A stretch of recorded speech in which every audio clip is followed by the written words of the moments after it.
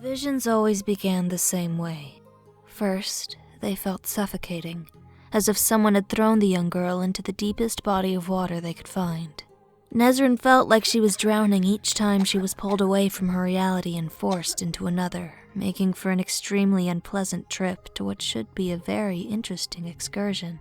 Then came the confusion, as the brunette rapidly tried to adjust herself to the situation. This time, she found herself in a darkened study. Bookshelves wall-to-wall coated in a rather thick layer of dust. No light shone through the windows, nor was there any sound from what she assumed to be the hallway. The only thing Nesrin could really see was the figure stood at the desk, features softly illuminated by a small candlelight. And then, finally, there was a relief as the girl made her way forward, a small constant in all of these visions. Smiling gently up at the figure, she watched his eyes scan over the parchment in hand. Yellow sparks dancing in his forest green eyes. "Hello again," she whispered, albeit expecting no reply. Nesrin knew the green-eyed man could never see her, let alone hear her. It was always the same. But could she even call him a man?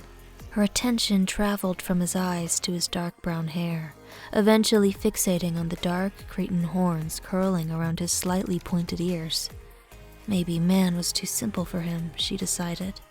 Perhaps something like, "Have you discovered the location of the crystal yet?"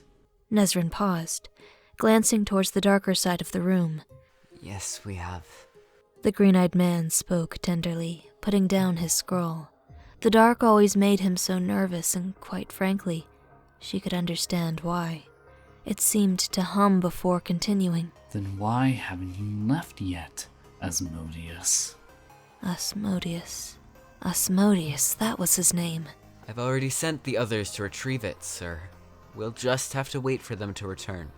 "Excellent work," it purred, seemingly to progress over to the pair, snuffing out the candlelight in its wake. "You are improving every day." Nesrin could feel him tense behind her, exhaling shakily. Thank you, sir." "Now, we have things to discuss. Come on." "On, Nesrin!" She jolted at her name, blinking rapidly to adjust. The young girl definitely wasn't expecting the sudden change in tone, nor the brightness of... "Oh." "Oh, sorry, Misa. Zoned out again." Nesrin stuttered out nervously, brushing a couple brown strands out of her eyes as she looked up at her sister. "What was I doing again?" The blonde scanned her up and down, blue eyes disbelieving, and opened her mouth to speak. Rennie, we'll talk about it later. Theodoric's called a meeting. You're kidding me. I wish I was.